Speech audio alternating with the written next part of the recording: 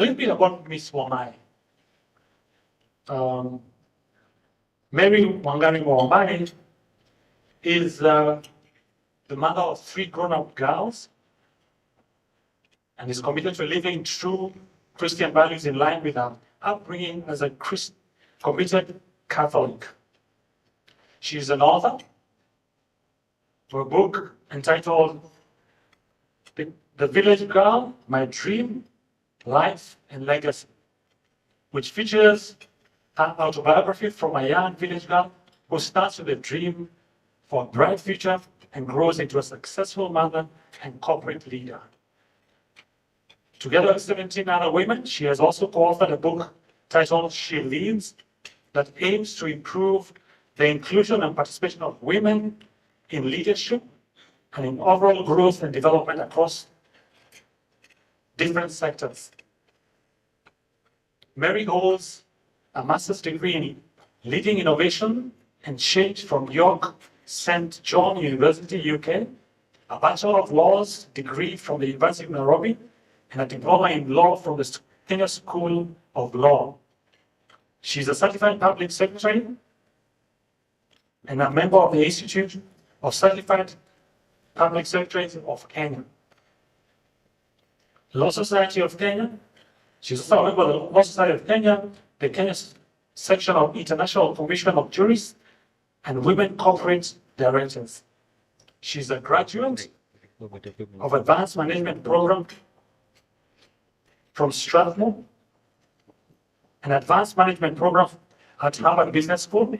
She's an advocate of the High Court of Kenya and holds a postgraduate diploma in gender and development and has over 14 years private legal practice. She joined Equity Group, a publicly listed non-operating holding company, in 2004 as a company secretary and secretary to the board, and thereafter was appointed Director of Strategy in 2007. She served in this capacity until 2017, when she was appointed as Group Executive Director responsible for subsidiary oversight. Currently, the group has 7 banking subsidiaries in Kenya, Uganda, South Sudan, Rwanda, Tanzania, DRC, Ethiopia, in addition to insurance, investment bank, and fintech subsidiaries. Please, would you join me in welcoming Ms. Wamae to come and share her experiences with our Karibu Sana.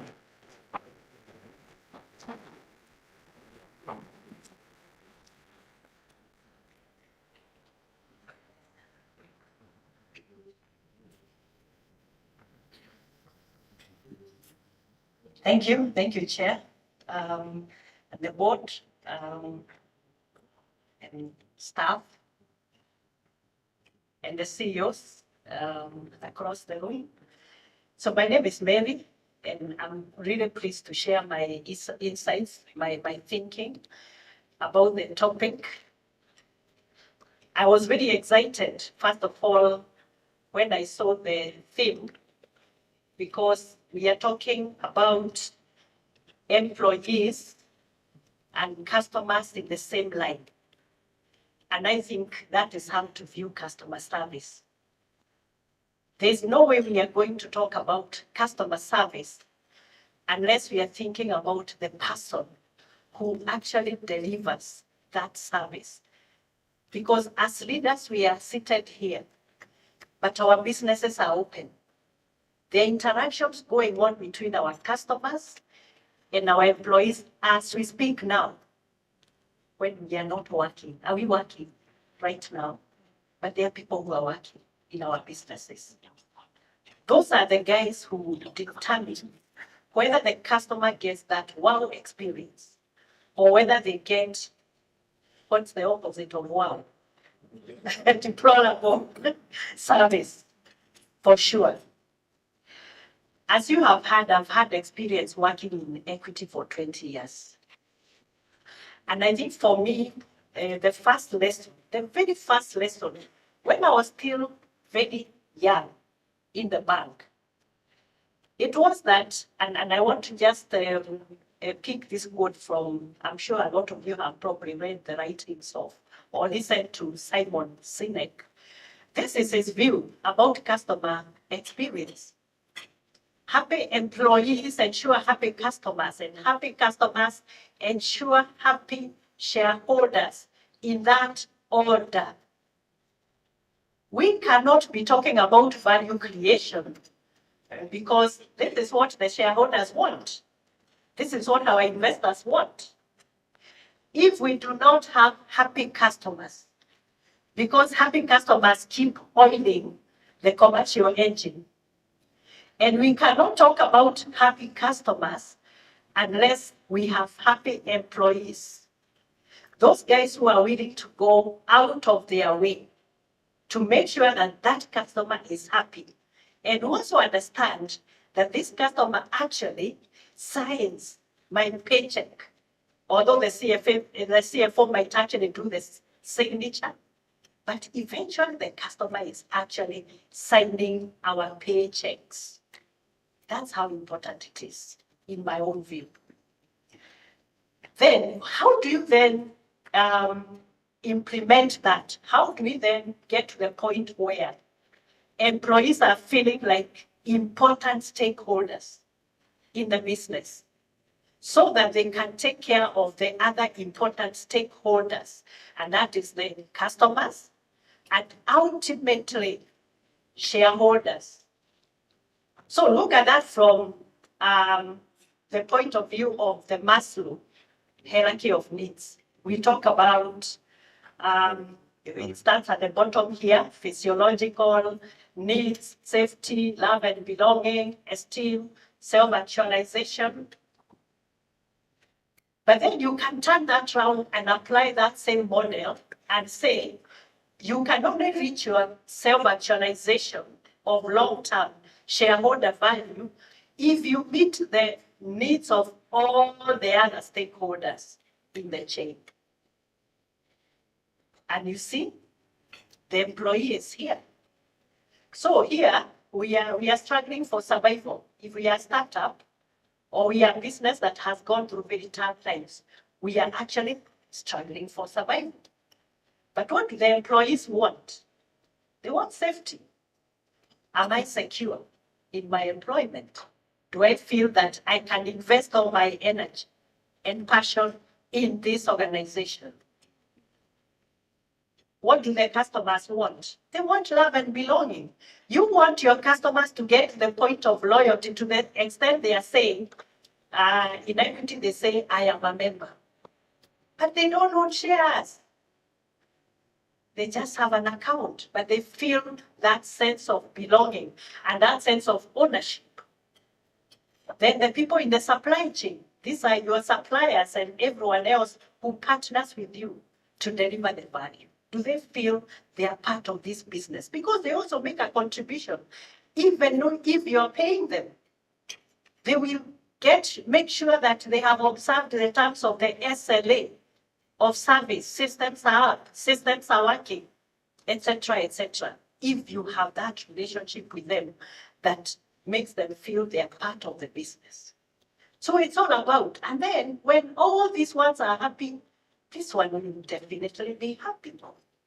The shareholder will be happy because the coins keep on flowing into your till ceaselessly. So we cannot create a great customer experience until we re-examine the values that we follow as a business. So you start from right here. What values are we pushing across to our staff? And also remember, you have to start. So the leadership element means that tone from the top is important. You cannot tell your employee, your junior employee, to respect the customer if you yourself are behaving in a way that does not suggest that you respect that customer as the king of the business. Tone at the top is important. And then you figure out what are the values. Is customer experience part of the values. But also remember, you have values that make the employees feel they are part of this business. They feel valued also.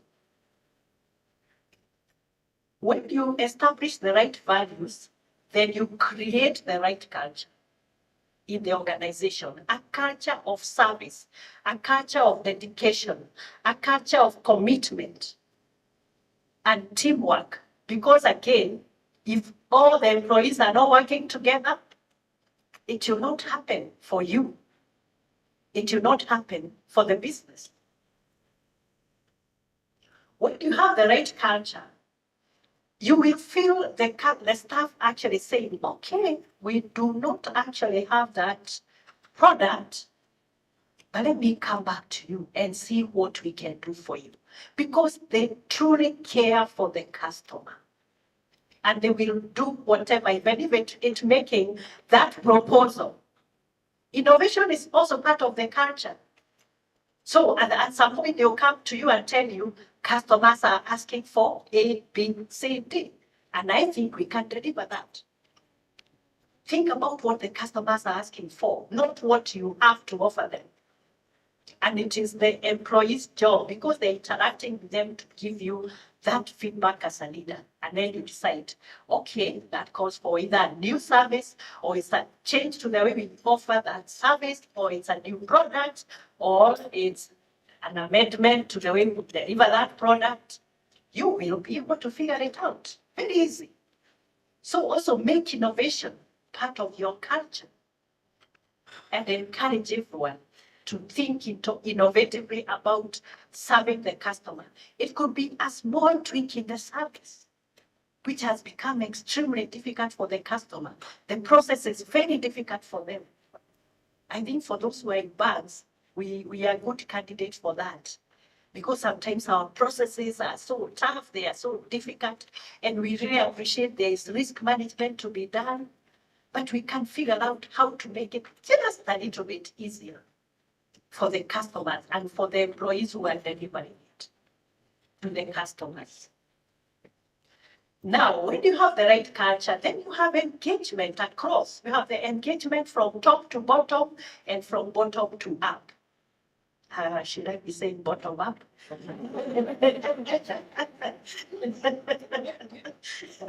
I'm not sure whether that's the right one. But I guess you know what I mean. Top to bottom and then bottom up. That engagement has to go on. And then it will result in very serious and very a high level of customer satisfaction. And also remember, when you have this engagement, a lot of your job is to inspire your staff as leaders. When you inspire them enough, they will be willingly willing to go out of their way. It's part of inspiration. You grow their passion, you grow their enthusiasm. Everything just follows. And you have a very happy customer. And then, of course, you have a very happy investor, shareholder, and all the other stakeholders are happy. So there's a bit of detail here. You will get the presentation. I may not be able to go into all the details here because of time. But I think a little bit about the physical interaction, which is where all of us are coming from.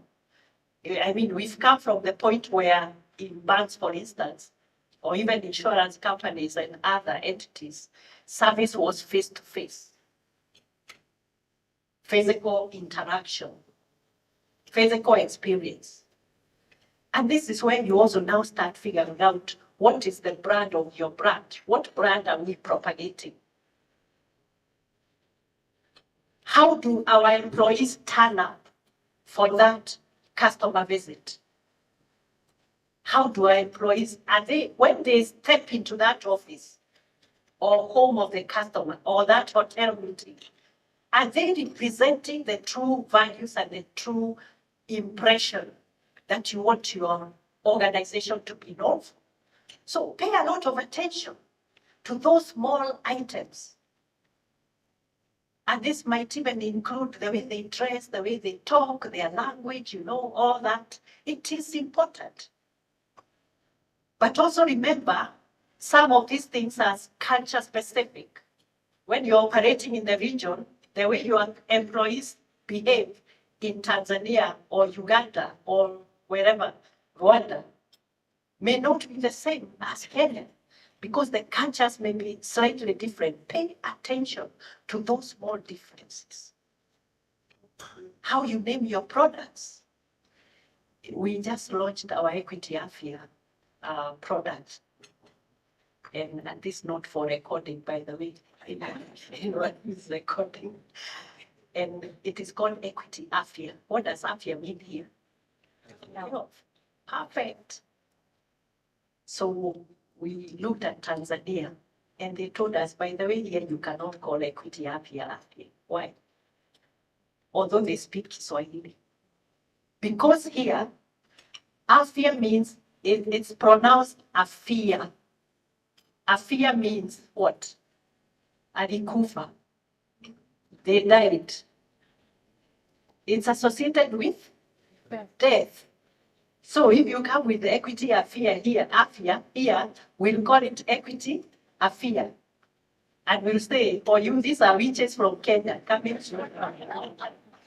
to kill us here. So pay attention to those small details.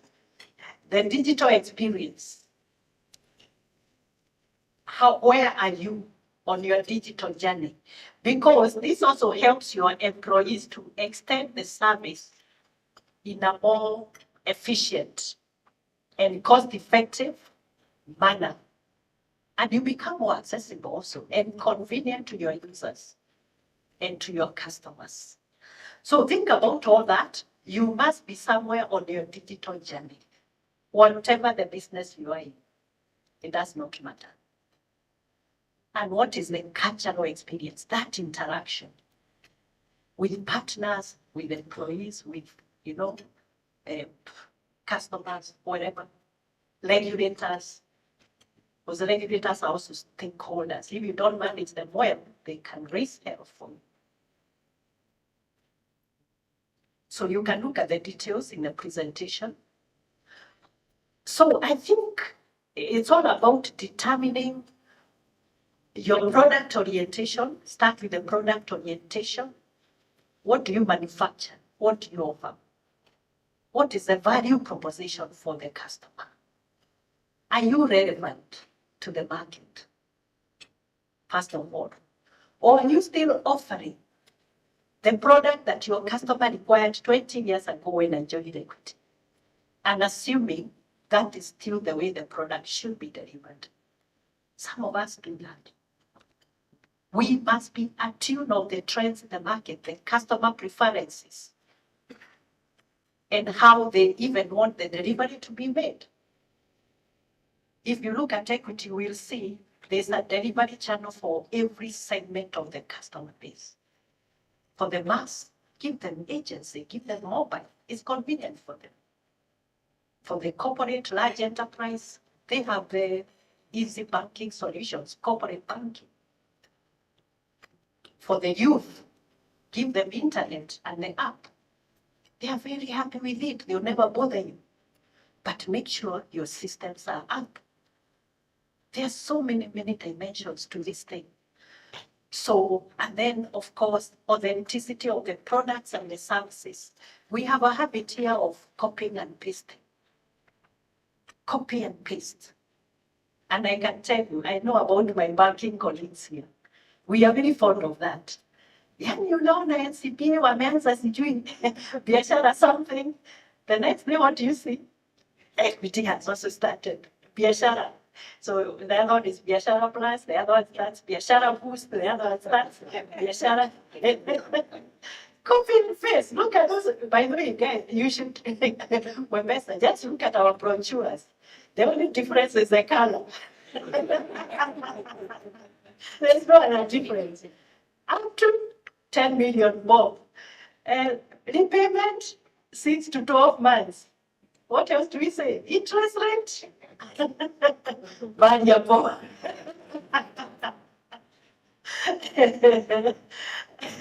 But it's always a kind of which is different. Copy and paste.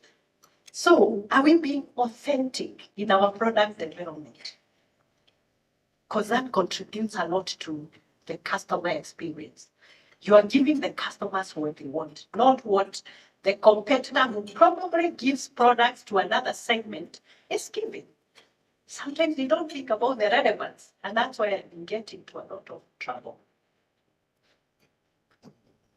So, have a way of measuring and put the two together. So my point here is, you see the convergence here at the center. Innovation is a convergence between an employee experience and the customer journey. Co-creation, you must make our staff members co-creators with the customer. And they only do that if they interact with them and they understand what they want. And then there's the marketing and sales aspect of it. How we interact with the market, how we sell, how we position the products, the relevance of the products, and how we are also consistently trying to make it easy for the customer to access them.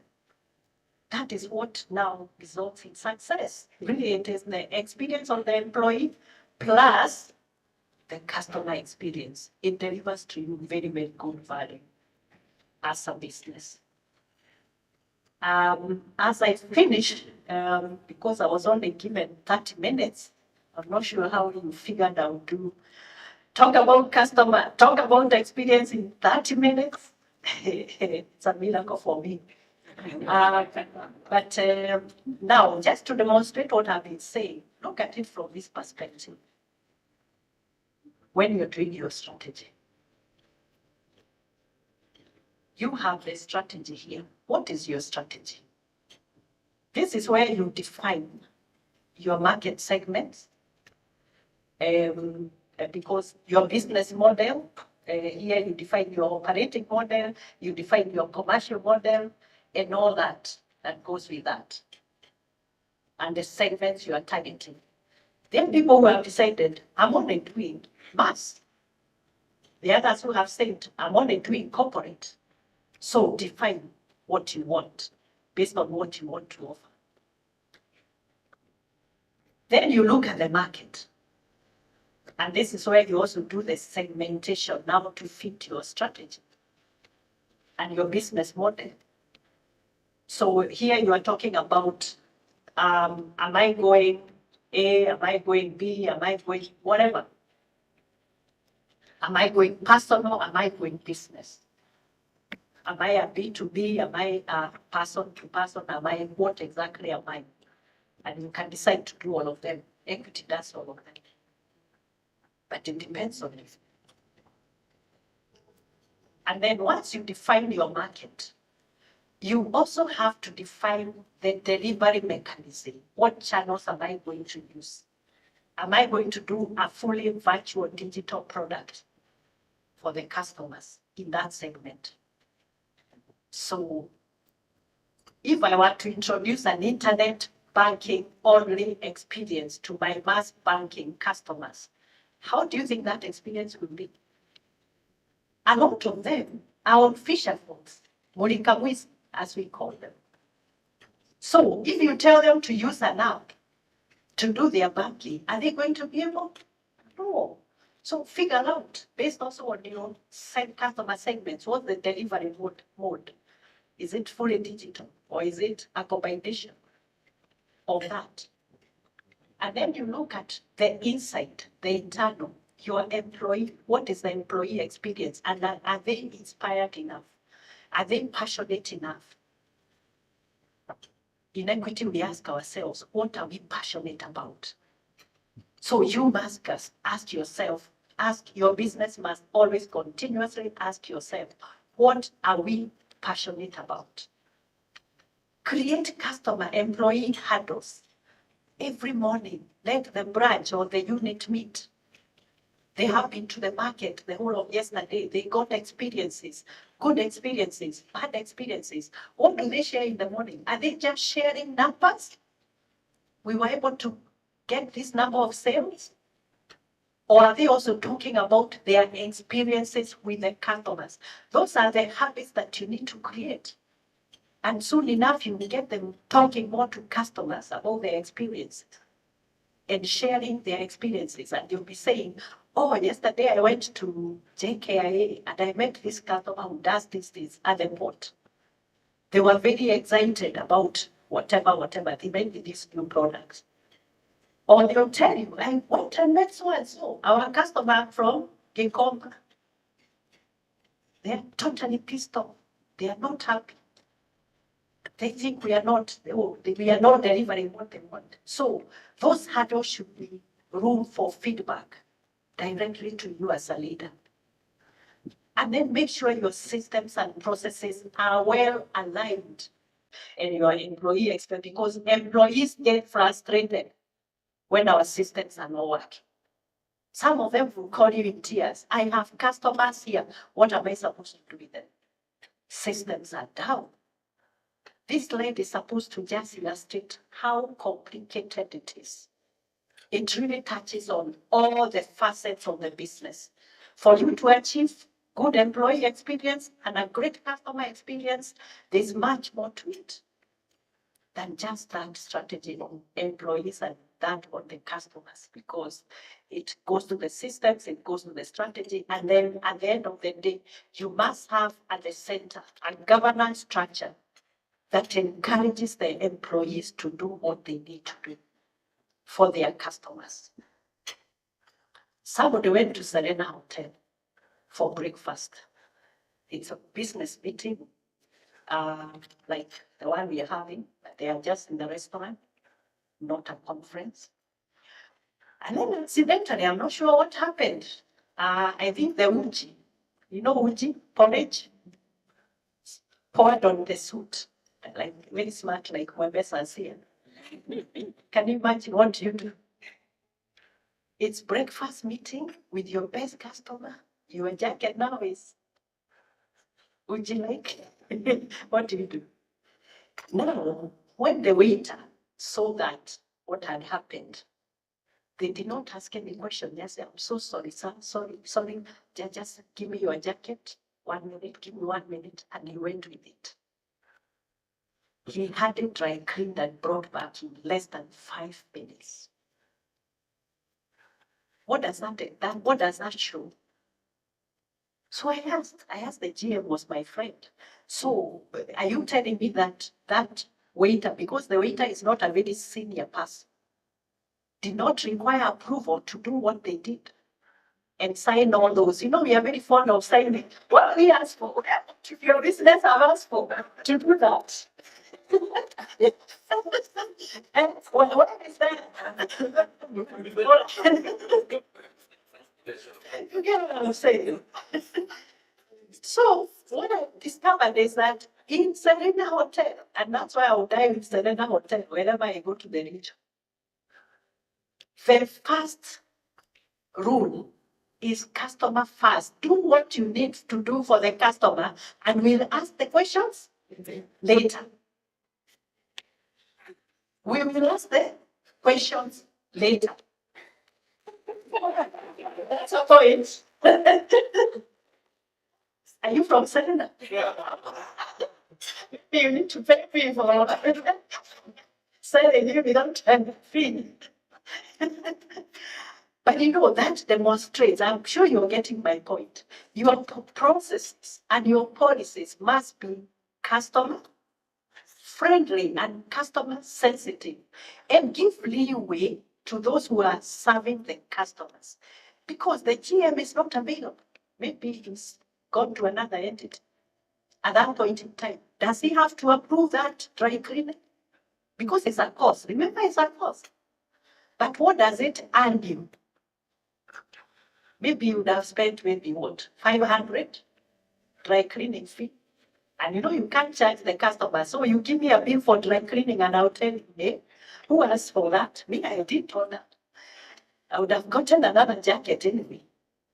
So you can't charge the customer. But do you imagine the goodwill that that is going to have on your business? That guy will never go to another hotel, for sure, if Serena is there. So that is the balance that you have to create. Policies should be there, but make sure they give a little bit of room, or at least a fast-track process for those unexpected occurrences that may require the employee to wow the customer in a certain way. Another way, and I want to give you these numbers from the equity announcement, social impact initiatives. Are you involving your employees enough? Because the moment you involve your employees in social impact empowerment activities, and they feel they are part of those programs that are also touching, it's another interface with the customers, but in a very soft way. What then happens is that your customer loves your brand because of the good you're doing. Probably not because of the great products you're offering in the marketplace, because you'll be saying, well, your product is just like next door neighbor. Nothing great about it. But they have one other reason to love you. And because you are changing lives, scholarships, you are changing lives, small scale farmers, you are changing lives on the environment, trees, enterprise training, literacy training, and you're also able to attract more partners to come and support you in this course. And the employees have such a feel-good factor every day.